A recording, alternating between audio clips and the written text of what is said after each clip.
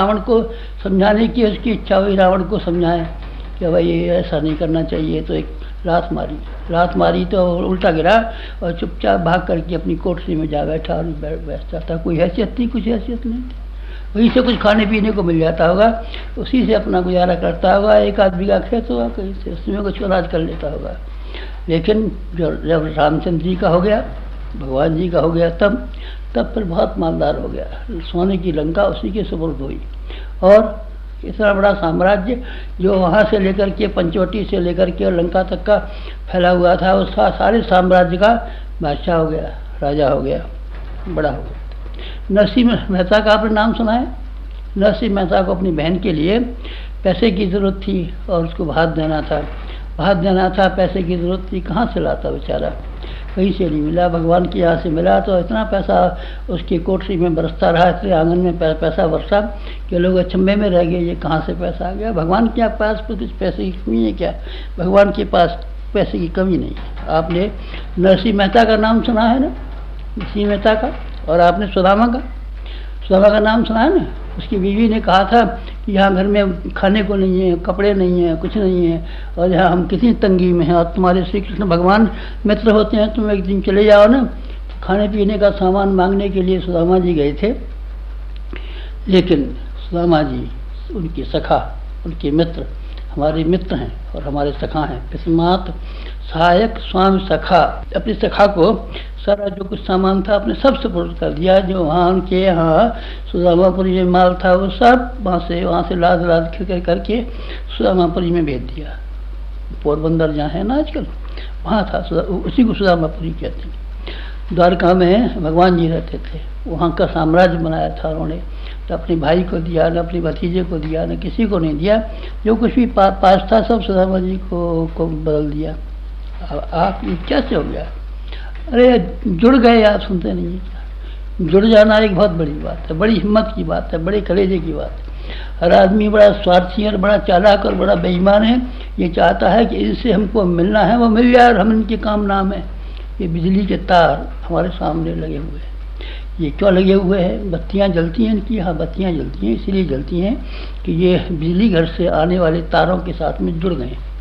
अगर ये जुड़े नहीं होते तब ये इसी तरह की बल्ब दिखाई पड़ते, इनमें न प्रकाश होता, न रोशनी होती, कुछ नहीं होता। पंखे जलते हैं ना, हाँ, पंखों में भी होता है, पंखों में लोहा भी होता है, आर्मेचर भी होता है, और भी चीज़ें उसके अंदर होती हैं, कॉयल भी होते हैं।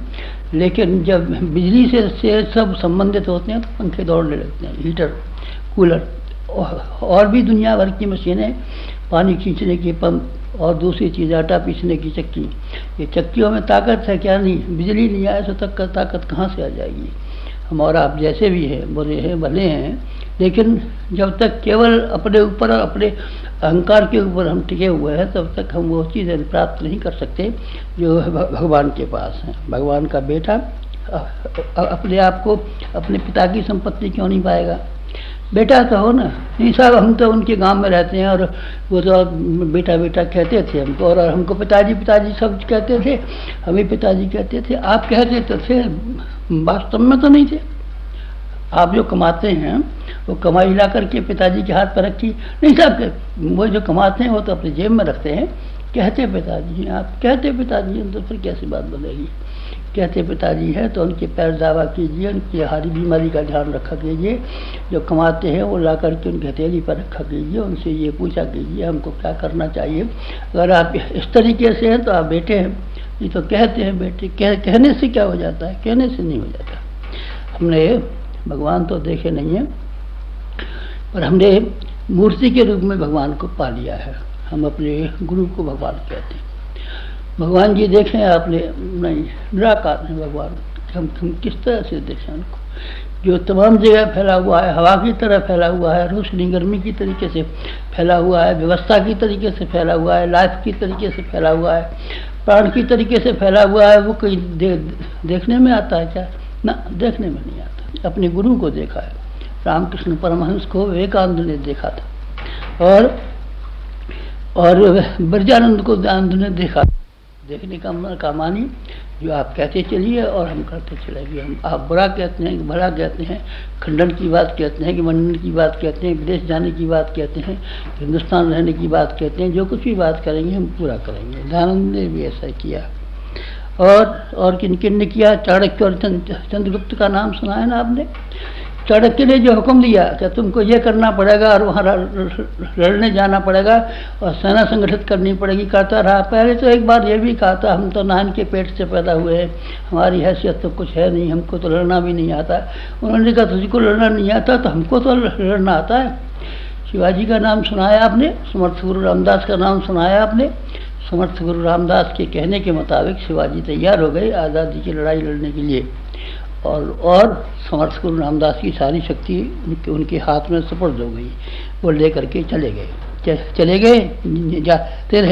जाते रहे और बराबर काम करते रहे। नदी में से पार करना हर आदमी का काम नहीं है, लेकिन नाविक जब मिल जाते हैं, नाव में जब बैठ जाता है और नाविक से कहता है हमको लेकर के चल, और नाविक डुबो देगा तो हम डूब जाएंगे, और क्या कर सकते हैं।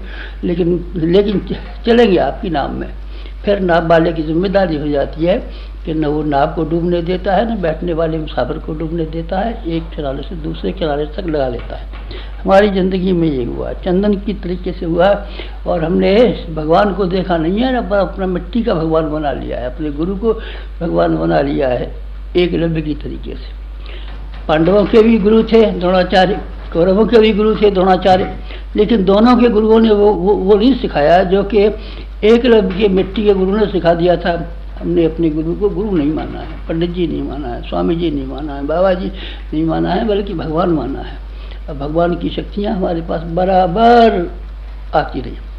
हमको ज़्यादा शक्ति की ज़रूरत है तो हम उनसे ज़्यादा करंट मांगेंगे। पहले छोटा बल्ब लगा रखा था तो थोड़ी सी बिजली से काम चलता था, अब तो हमने बहुत सा फैक्ट्री लगा दी है, इसलिए हमने बिजली वाले से कहा है हमको ज़्यादा फैक्ट्री, बड़ी फैक्ट्री के लिए बड़ी बिजली की ज़रूरत है, इसलिए आप ज़्यादा बिजली बनाइए। आप हमारा ज़रा बड़ा मीटर लगा दिए, आप हमारे ट्रांसमीटर को, ट्रांसफार्मर को बड़ा बना दीजिए। अब वो बड़ा बनाने जा रहा है। बस ये बात थी, इसलिए हमने उपासना करना सीखा और हम कौवे से हंस बन गए। आप वही कीजिए, आपको भी यही करना पड़ेगा। इससे कम में किसी ने फ़ायदा उठाया नहीं है, इससे ज़्यादा करने की